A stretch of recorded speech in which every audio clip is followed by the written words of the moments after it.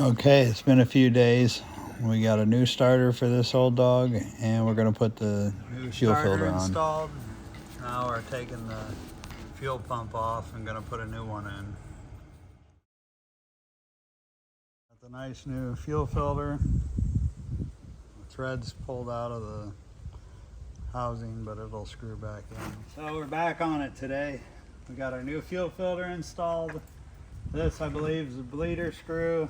So to get all the fuel and the air out of the system up to that point, we're just going to put a little air pressure in this gas. We're going to take this screw all the way out and try again, especially since we're pumping fuel everywhere.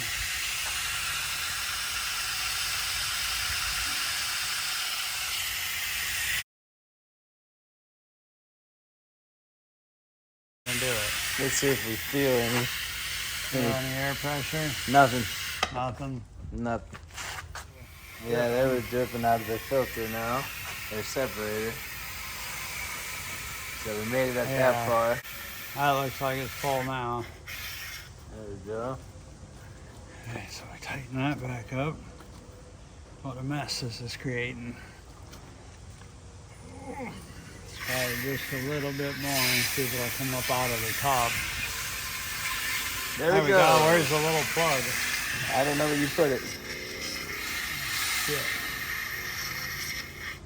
Yeah. Now, where'd the 10 mil go? After all that. Right? We lost 10 mil. Yeah, our bleeder screw we lost, but now we found it as it fell. So we're going to do a little more air pressure.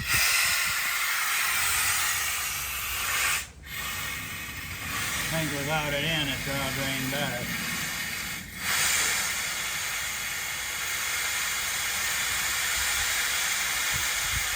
I do it. Yeah, of course. There we go. That's a lot of priming, but we got it.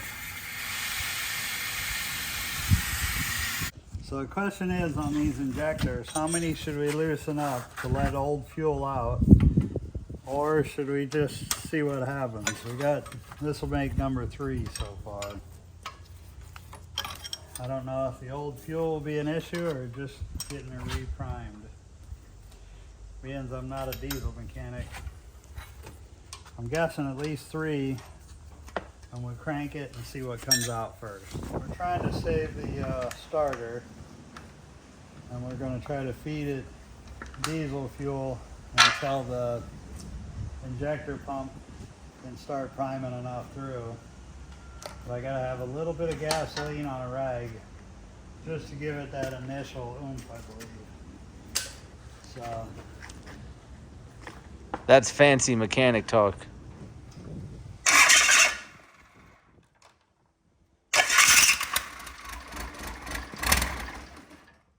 Almost. Let's try that again. One more hamburger helper on the rag. Hold the rag.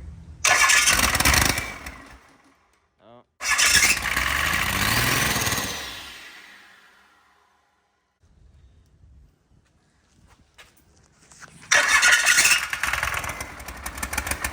We got fuel coming out the injectors already. The nasty looking stuff. But we got fresh fuel coming out them first 3 injectors.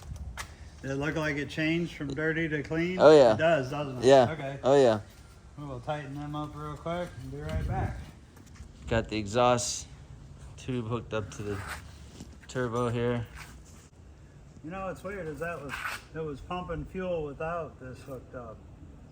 Wonder if that shuts the fuel off.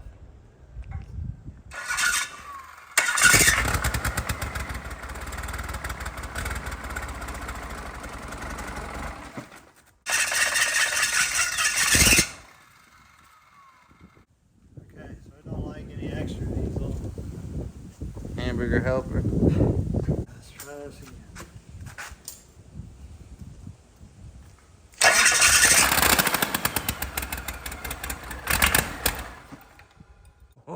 Oh, Tim the tool man tried it with a little extra throttle.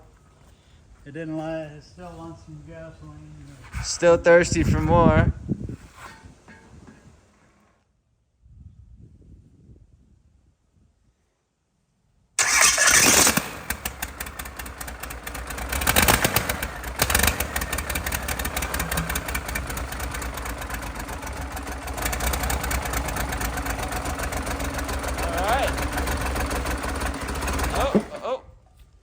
I think it's just running. Tell us, Professor, what speed do we got to get to?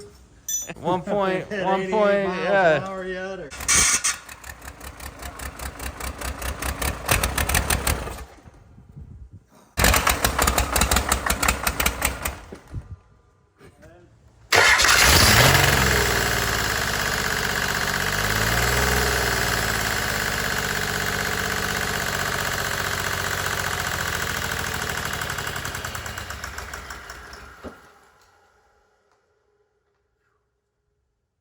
There we go. She runs, huh? What do you think? So yes, it did run, but it still won't quite run on its own, and we discovered that there is a little fuel leak up underneath here on this plate. So, to be continued again. Well, shows what I know about a diesel engine, because I thought down here this little guy was the shutoff valve. Turns out this is up in here. So now we're going to put power to that and actually see if this motor will run on its own. So we've been doing it all wrong so far. Thanks to YouTube, I fixed it maybe. We'll see. Take 465. That's good. Okay, let her rip. Contact.